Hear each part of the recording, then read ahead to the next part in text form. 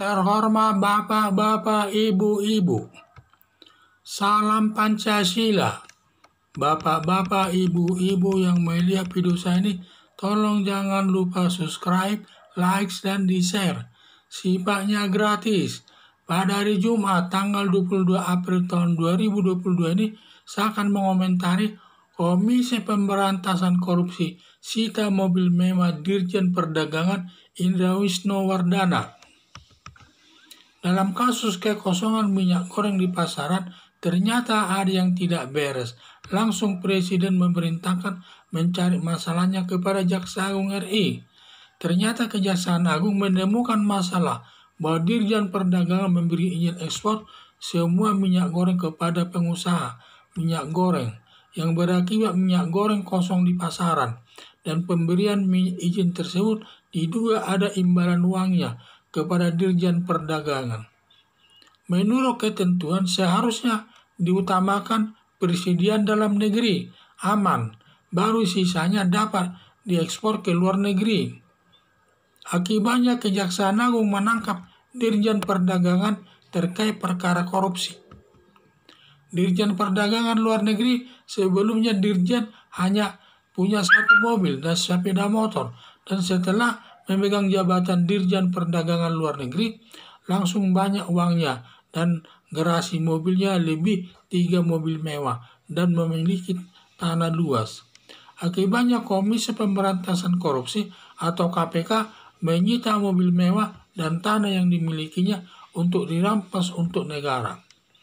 Sepertinya ada kerjasama Kejaksaan Agung dengan Komisi Pemberantasan Korupsi dalam kasus yang intinya menangani perkaranya, sedangkan Kejaksaan Agung ini intinya memegang kasus pokoknya tersebut, sedangkan menyita mobil mewah dan tanah ditangani Komisi Pemberantasan Korupsi, karena kalau semua ditangani tidak bisa cepat menyelesaikan perkaranya.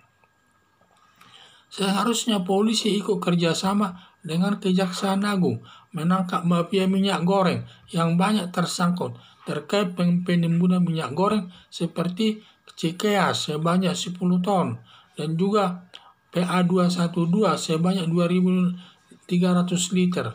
Jadi inilah yang saya lihat, dan masih banyak lagi para mafia-mafia yang menimbun minyak goreng tersebut yang harus ditangkap, dan perlu di sini kerjasama dengan kepolisian menanganinya. Kalau masalah intinya ya tetap harus kejaksaan, masalah Dirjen Perdagangannya itu harus kejaksaan yang menanganinya. Tetapi kalau masalah mafia-mafia perminyakan tersebut cukuplah ditangani oleh kepolisian setempat. Harapan saya aparat penegak hukum yaitu polisi, KPK, dan Kejaksaan Agung bekerja sama menangani kasus korupsi minyak goreng di bawah koordinator Kejaksaan Agung, dan semua nanti akan ditangkap pelakunya tersebut. Selesai kalau hanya kejaksaan yang menangani perkara, cukup lama penyelesaiannya. Tidak sampai beberapa tahun nanti belum tentu bisa selesai. Tetapi inilah saya lihat, kekosongan minyak goreng di pasaran sudah ada 4 bulan, berjalan 4 bulan. Dan sudah timbul kecurigaan daripada Presiden Joko Widodo, karena adanya dilihat kecurigaan ada masalahnya, langsung memerintahkan Jaksa Agung untuk melakukan pemeriksaan masalah tersebut dan harus diselesaikan secara hukum. Dan ternyata Kejaksaan Agung menemukan permasalahannya di mana Dirjen Luar Negeri mengeluarkan izin ekspor minyak goreng itu seluruhnya dikirim oleh para pengusaha tersebut ke luar negeri, sehingga sisanya tidak ada dalam negeri, sehingga dalam negeri kosong. Karena kalau ketentuannya dalam mengekspor minyak goreng tersebut harus aman dulu persediaan dalam negeri, baru sisanya bisa diekspor ke luar negeri. Nah, ini tidak, sampai yang untuk persediaan dalam negeri semua diekspor. Nah, di sini yang menjadi timbul masalah. Jadi saya lihat akibatnya minyak goreng kosong. Kemudian setelah diteliti Presiden menemukan masalahnya. Ini harus diselesaikan secara hukum. Lalu ditemukanlah permasalahannya oleh Kejaksaan Agung melakukan penyelidikan di mana Dirjen Perdagangan tersebut memberikan izin kepada pengusaha untuk mengekspor minyak goreng seluruhnya tanpa ada sisa, semua dikirim ke luar negeri. Karena luar negeri keuntungannya lebih besar dan daya belinya lebih besar.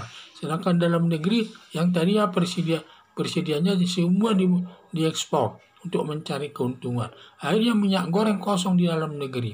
Tetapi saya ada dugaan pemberian uang kepada Dirjen Perdagangan tersebut ada imbalan uangnya, termasuk perbuatan korupsi lah ya.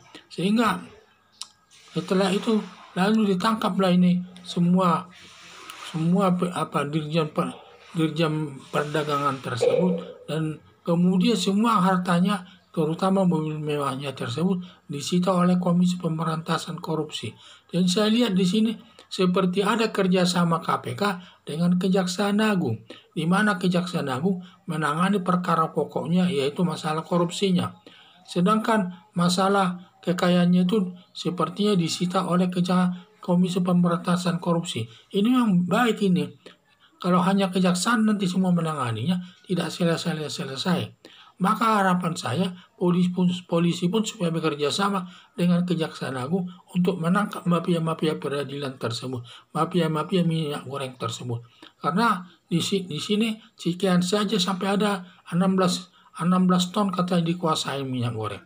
Dan juga sedangkan PA212 ini menguasai 2.300 liter minyak goreng. Ini perlu ditangkap semua ini, dan termasuk pihak-pihak lainnya harus ditangkap semua dan diselesaikan masalahnya sampai ke pengadilan. Itulah harapan saya supaya polisi juga ikut bekerja sama dengan Kejaksaan Agung. Sekian dan terima kasih.